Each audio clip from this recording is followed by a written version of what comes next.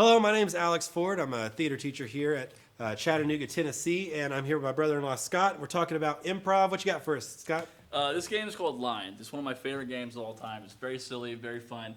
So what happens is in a show, you'd have a slip of paper and some pens for the audience, and then they'd give them 3 or 4 lines. They'd write down a line. It can be a movie quote. It can be a made-up line. Try to tell them to keep it short, something with in one sentence. It can be whatever they really wanted to make it.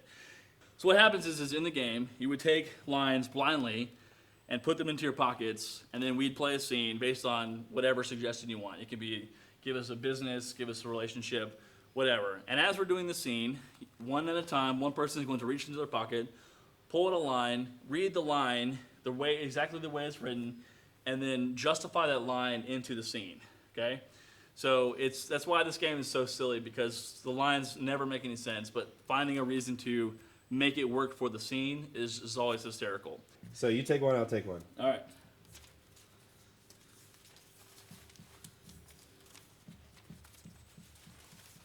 So we each have 4 lines. Now you want to, since we only have 4, you want to kind of use them not sparingly, but the scene doesn't need to drag on forever. But yeah, so we're going to play a scene. John, if you'll give us an occupation.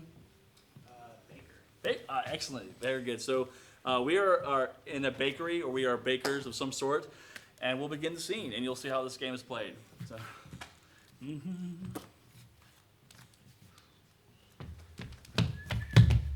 Hi. Hey, good morning. What can I do for you?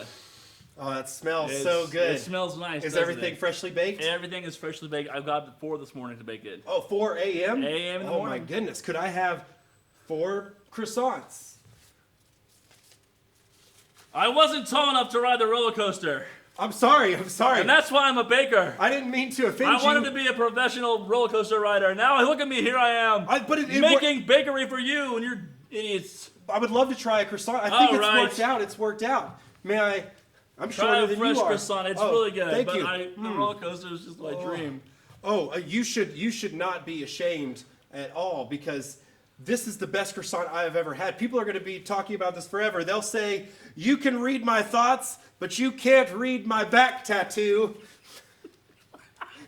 So, oh my! That's what they'll say. They'll be screaming it. They'll be like, "I know you know that this is delicious," and they'll get tattoos on their back of croissants for years and years. All right, can I have more then? Sure. Would you like to try some of the donuts? Oh, please. Yes, absolutely. These donuts, these are amazing. I got them from my father, who always used to tell me, "This is why you'll never change. You're just like your father."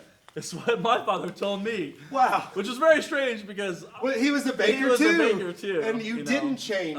You grew into exactly. I rebelled against the family business and wanted to be a roller coaster rider, but here we are. Try a donut. But what sweet words. And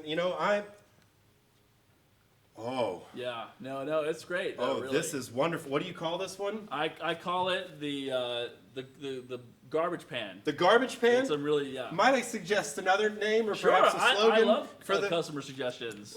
Why would you make the pudding spicy? Well, don't tell anyone. Come back here. I got something to show you. Okay. This is my famous secret spicy pudding. Okay. Oh, it smells hot. How did you know that I make spicy pudding, though? Your father told me. Are you some sort of spy for the enemy? Yes, and I shouldn't have said that. The bakery across the street that always tells me, tea makes you look bloated.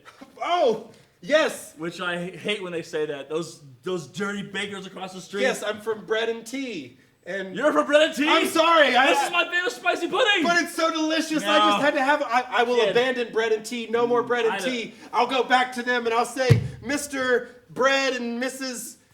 Tea, that I'm madly in love with you. What? I know. I can't abandon them. They gave me everything I have. You're a bad person. Oh, but in the tea, with the way I bloat with love. I bloat with anger. I know you do, and I'm so sorry. Can you forgive me? I'll never forgive you. Oh.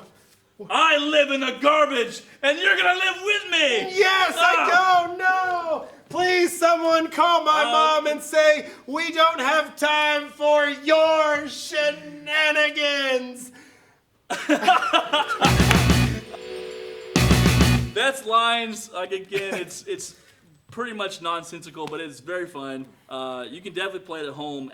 Text your friends, hey, write up 4 or 5 lines, text them to each other, and then play a scene. The best part of the game is the game works in your favor. So if you get stuck, you have lifelines, right? Sure, yeah. And the audience knows that it's something that they said, so they're going to appreciate it no matter what. And that's kind of the point of improv, is you want to keep the audience with you. You, in your brain, you want to be ahead of the audience, but in your storytelling, you want them to be right there with you. So anytime you can give the audience something, like something that they've written down, it's going to benefit you. And in this game, if you get stuck, you have tools. Right. And also notice how the game progressed from just a guy buying a pastry or something to then a rival bakery infiltrating. I mean, the scene becomes very more involved at that point. Right. There's way more to go off of, and it just becomes a way more fun scene because there's more specifics in that scene, which help from the lines, right? The stakes, they change, Sure, right? the lines drove us to that. You want conflict in your scenes Right. that can be resolved, and you want stakes in your scenes that your characters have to overcome. Yeah.